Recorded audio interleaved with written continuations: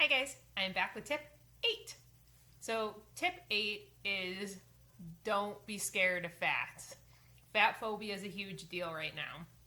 We were all raised eating low fat yogurt and skim milk and buying low fat snacks. It's crazy.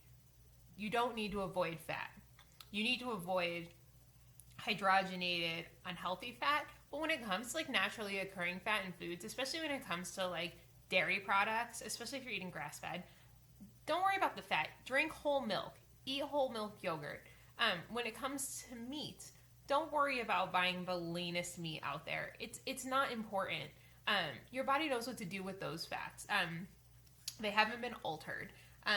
When you start getting into cooking oil choices, when you get into the canola oils, the soybean oils, the vegetable oils, those are hydrogenated, which means that they've been altered to be more shelf stable for longer.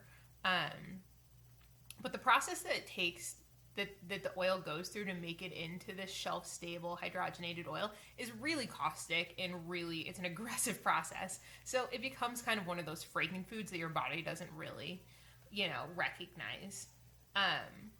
And those are the problem.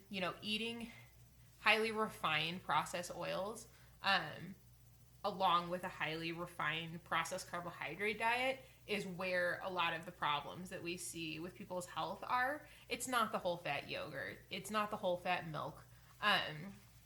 It's not too much olive oil. It's not too much avocado oil.